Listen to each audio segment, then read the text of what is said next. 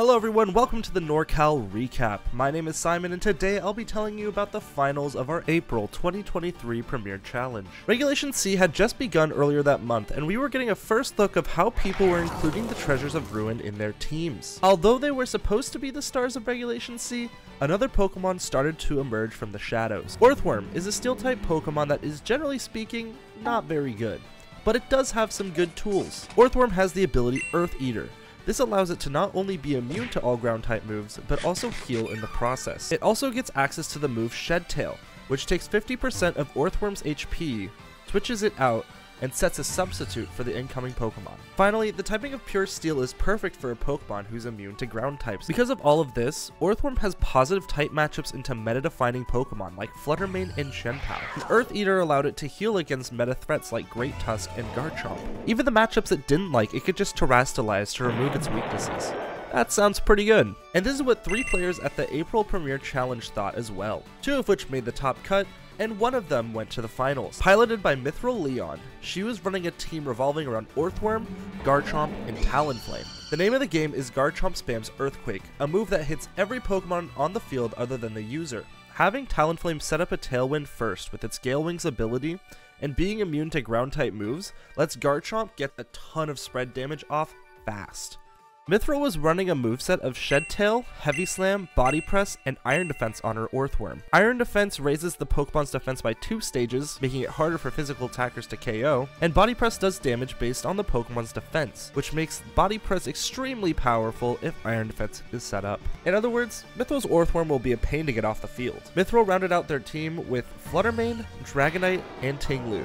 Dragonite and Tinglu also have the move Earthquake. So, how did it do in the finals? Well, in Game 1, Mythril starts with Garchomp and Talonflame, while her opponent Jordan leads with his own Garchomp and Gyarados. Both Garchomp are deterred from clicking Earthquake because both of their partner Pokemon are immune. So Mythril's Talonflame sets up Tailwind, and her Garchomp goes for a Sword Stance. While on the other side, Garchomp knocks out Talonflame with a 4x super effective Rock Slide, and Gyarados does some damage. This may seem like a bad thing, but Mythril's Talonflame had already done its job. So she's able to bring out Fluttermane for free. Despite being faster, Mythril protects her Fluttermane, while Jordan's Garchomp also protects. Mythril's Garchomp barely KOs Gyarados with Rock Slide and Rough Skin, and in comes Jordan's Fluttermane. From here, Mythril is in a great position. Garchomp is pinned by a super effective damage from Garchomp if it Terrastalizes to Steel, while if it doesn't Terrastalize, Fluttermane can KO it with Moonblast. He Terrastalizes to Steel, but Mythril swaps in Orthworm to take the hit for Fluttermane, and the opposing Garchomp and Fluttermane go down. Jordan's last Pokemon is Chi-Yu, which cannot take the double up of Earthquake and Body Press.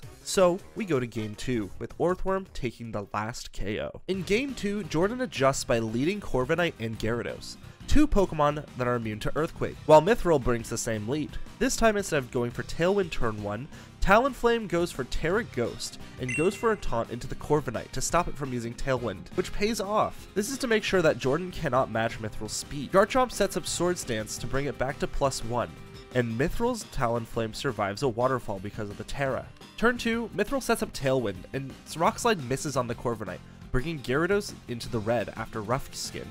Talonflame goes down, but this once again allows Mythril to bring out a new Pokemon. This time, it's Orthworm. Orthworm goes for an Iron Defense because it's not threatened by anything on the field, while Rock Slide KOs Gyarados, and Corviknight KOs Mythril's Garchomp, bringing the Pokemon count to 2 against 3. The next turn is a bit of a nothing turn as all Pokemon protect other than Orthworm, which means that none of them can protect the next turn, leaving them all vulnerable to attack. Jordan's Fluttermane tears into the Fairy type, so it doesn't get KO'd by Shadow Ball, but Shadow Ball goes out into the Corviknight, KOing it. Jordan's Fluttermane tries to KO Mythril's Fluttermane with Shadow Ball, but it lives, and Orthworm is able to take the KO on Fluttermane with Heavy Slam. Jordan's Chi-Yu enters the field with its Focus Sash intact. This is a big problem for Mythril, since Chi-Yu's Focus Sash lets it live at least 1 hit. Fluttermane is faster than Chi-Yu, but Orthworm is slower, so Mythril can't get off 2 hits into the Chi-Yu before it attacks. A Heat Wave from Chi-Yu would clean up this game and bring it to a Game 3.